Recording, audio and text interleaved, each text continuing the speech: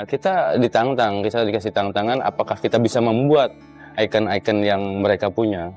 Kita coba dan akhirnya kita bisa dan sesuai ekspektasi para buyer.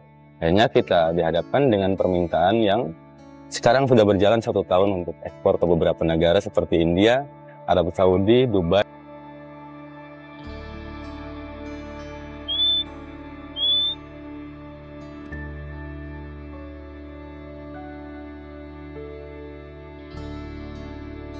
Suara mesin kompresor terdengar di sebuah rumah di Desa Kadikaran, Kecamatan Ciruas, Kabupaten Serang, Provinsi Banten.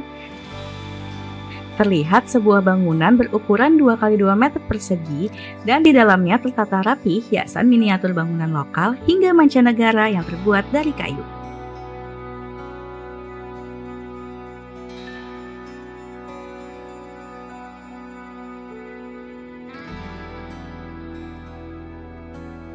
Siapa sangka, kayu-kayu tersebut merupakan limbah potongan kayu hasil olahan pabrik yang banyak dijumpai di sekitar kawasan Keragilan hingga Cikande.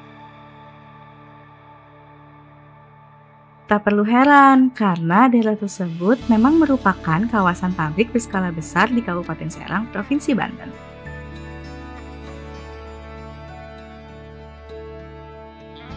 Bagi sebagian orang, limbah industri kayu mungkin hanya dianggap tumpukan sampah tak berguna. Namun, limbah kayu biasanya berakhir di tungku pembakaran itu mampu menghasilkan sebuah karya seni yang ciamik dan memiliki nilai jual tinggi. Dulu saya sebagai pengrajin furnitur, pengrajin pembuat kusen pintu yang dari kayu biasa, dari kayu yang biasa saya beli dari pengepul-pengepul. Nah, di akhir 2016 itu saya mencoba memproduksi sesuatu yang beda. Karena pada saat itu permasalahannya bahan baku yang saya butuhkan tidak gampang didapat dan harganya semakin tinggi. Dan produk yang saya hasilkan juga mempunyai permasalahan untuk penjualan, sulit untuk bersaing di saat itu. Akhirnya saya berpikir bagaimana caranya membuat suatu produk dengan bahan baku yang gampang didapat dan mempunyai jangkauan pasar yang lebih luas. Dari situ saya mulai memproduksi cenderamata menggunakan bahan-bahan limbah kayu bekas.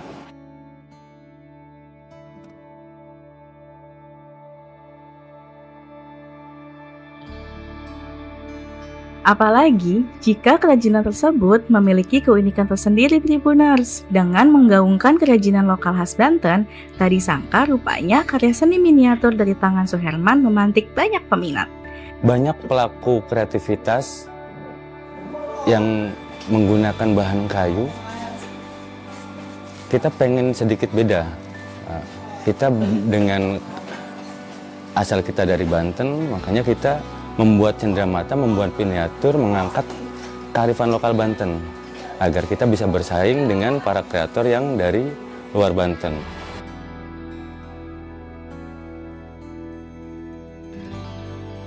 Dulunya Chip Banten ini berasal dari empat pendiri, Pak. Boleh dibilang 4 pendiri dari nama kawan-kawan saya. Dari C itu Cipta Mulyana, H itu saya sendiri Herman, I Innovation, P-nya produk. Jadi I-nya ini Ijung Pamungkas, P-nya ini Dede Peloy kawan saya. Nah, dan berjalannya waktu, teman-teman saya sudah buka sendiri dan saya bertahan di dunia handicraft. Dengan menjunjung tinggi sisi kreatif dan inovatif, Cipta Handicraft Innovation mampu menyulap kayu-kayu sisa tak bernilai menjadi ikon-ikon lokal dan mancanegara. Kita mencoba mengangkat kearifan lokal Banten dengan melakukan pengamatan di setiap cagar budaya seperti miniatur Masjid Agung Banten.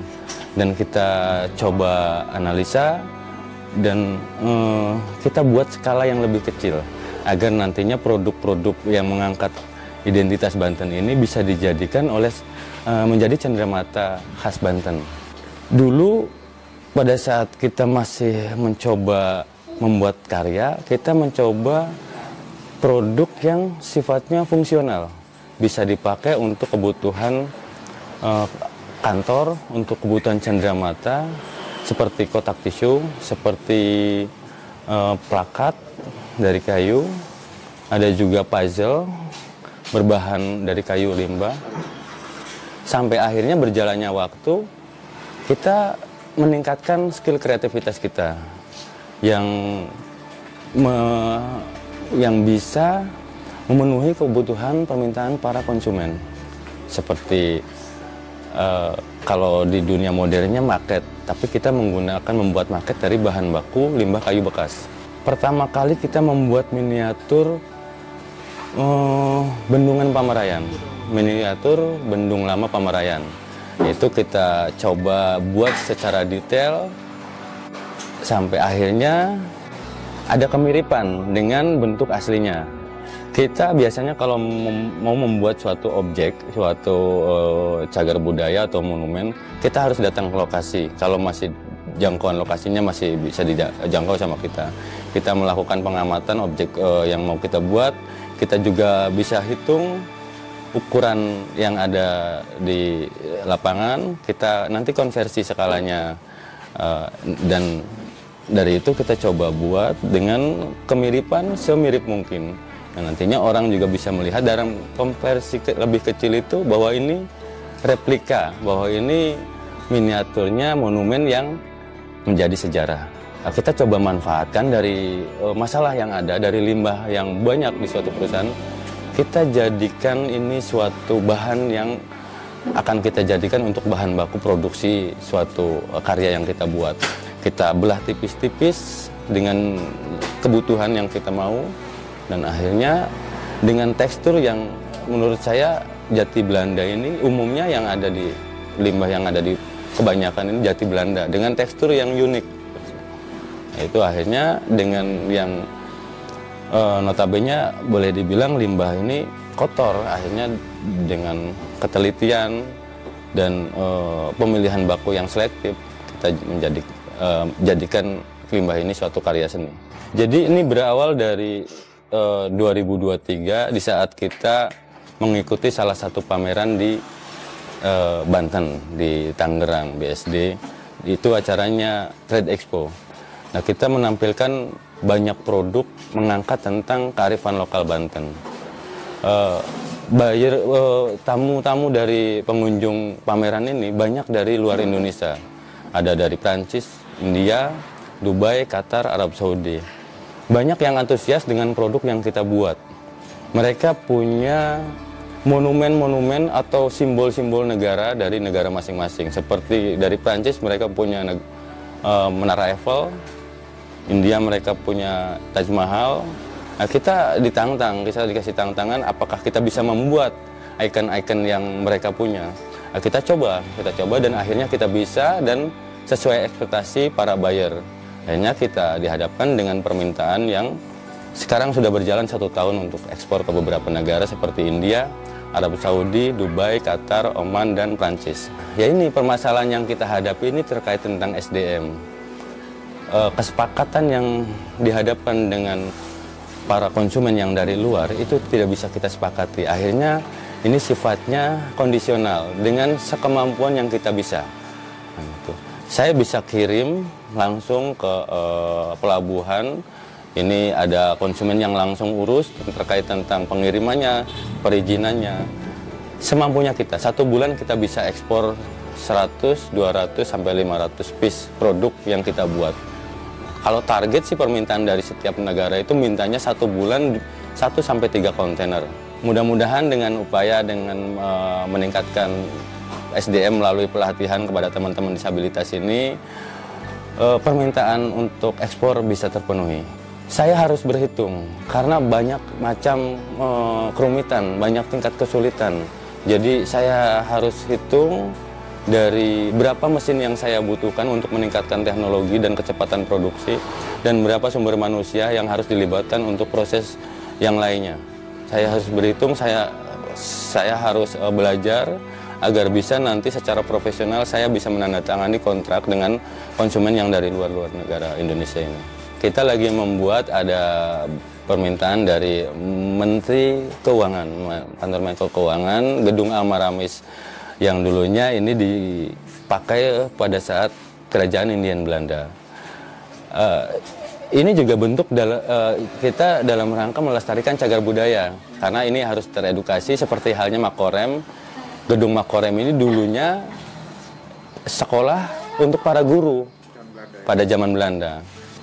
Beberapa kesempatan di acara pameran kita ketemu dengan Kementerian Keuangan dan kita menawarkan kita punya sesuatu hal yang unik terkait cenderamata. Dari cenderamata yang kita buat ini punya banyak poin yang ditangkap terkait tentang peduli terhadap lingkungan, juga tentang pemberdayaan masyarakat.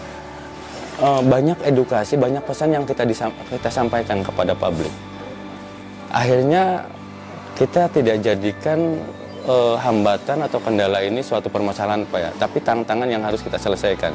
Jadi saya juga memotivasi, menginspirasi teman-teman agar kita terus bergerak, terus berkreativitas, dan mengasah keterampilan agar kita mempunyai kreativitas yang bernilai tinggi. Karena saya percaya semakin banyak pelakunya, semakin terbuka besar untuk peluang dan pasar ini.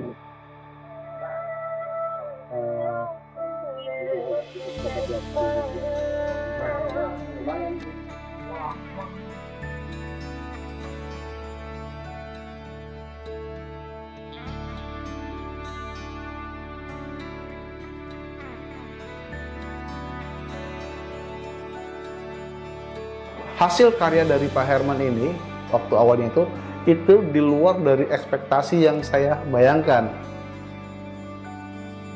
Yang saya maunya dari A sampai D, ternyata Pak Herman sudah melebihi dari D gitu kan. Nah ini ya, akhirnya kita melihat, wah ini luar biasa nih. Jadi kita coba kasih tantangan-tantangan yang lainnya. Kayu bekas peti kemas ini yang tadi saya bilang bahwa awalnya itu hanya dibuat untuk meubiler, di mana meubiler ini kita mensupport untuk kegiatan pendidikan. Banyak di sekolah-sekolah kita ini ada bangunan tapi tidak ada kursinya. Kursinya udah rusak segala macam. Kadang satu meja itu untuk 3 orang, 4 orang. Nah, kita masuk dari sektor pendidikan dulu awalnya dengan pemanfaatan kayu bekas peti kemas tadi. Nah, lalu kita melihat nih, wah banyak sekali nih kayu-kayu yang tersisa.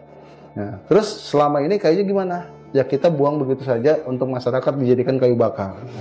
Nah, karena saya melihat, aduh sayang banget ya, ini sebenarnya masih bisa diolah nggak ya gitu kan. Nah itu tadi akhirnya ketemu dengan Herman, ternyata dari Herman bisa memberikan suatu karya seni ya, yang luar biasa lah buat kita gitu kan. Nah ini yang awalnya seperti itu Pak. Jadi berbahan kayu bekas peti kemas, mungkin kategorinya bukan limbah-limbah yang bahaya ya, tapi ini limbah kayu sebenarnya punya nilai sisi ekonomi gitu kan. Cuman kalau seandainya hanya dijadikan kayu bakar aja sayang gitu Pak. Kita akhirnya coba untuk dijadikan karya seni. Ada salah satu contoh bonggol kayu, ukurannya katakanlah sekitar 40 atau 50 cm gitu kan. Itu awalnya hanya dibuang begitu aja, karena memang di pabrik pun juga memang kita tidak digunakan gitu kan.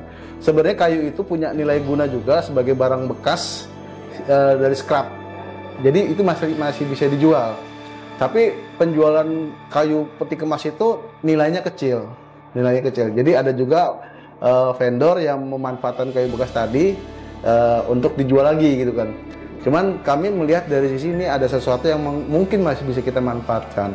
Nah, jadi dari dasar itu kita coba nih kan, kita kasih ke Herman satu bonggol kayu yang ukuran segini ini, kurang lebih sekitar 50 cm ya, yang tadinya nggak kepake, itu ternyata setelah dijadikan suatu bentuk kayak model tempat tisu, souvenir yang lain, dari satu bonggol kayu yang nggak kepake itu bisa mencapai 400 sampai 500 ribu kalau sudah dalam bentuk souvenir. Kita mencoba pemanfaatan kayu bekas itu setelah tadi kita berikan kayunya secara free kepada mereka. Ya. Juga ada pelatihan-pelatihan yang lainnya. Contohnya seperti pelatihan marketingnya, kita ajak dari chip ini bisa ikut ke salah satu media online, pemasaran media online segala macam. Itu ada pelatihannya. Nah kebetulan ini juga kita disupport langsung dari kantor pusat ya, dari APP Sinarmas gitu kan. Ini ada pelatihan-pelatihan seperti itu bukan hanya di chip, tapi seluruh mitra dari APP Sinarmas itu se-Indonesia.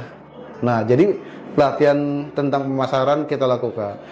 Bukan hanya itu saja, tapi juga manajemen keuangan kita lakukan. Selama ini mungkin Pak Herman ketika katakanlah dia menjual produk, hasil produknya itu seolah-olah ini pendapatan bersih gitu. Padahal ini belum diurai berapa biaya kos produksinya, biaya operasionalnya, biaya bahan bakunya.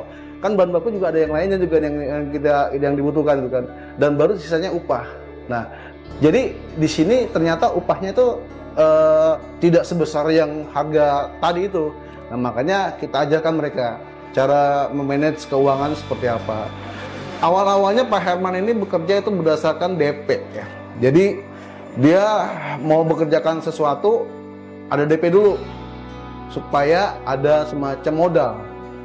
Nah itu salah. Saya bilang sama Pak Herman, konsep dagang kita, bisnis kita tidak seperti itu. Kita harus mandiri dulu.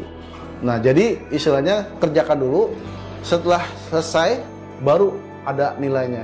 Kalau seandainya DP belum apa udah DP segala macam, pada saat pembayaran akhir kecil.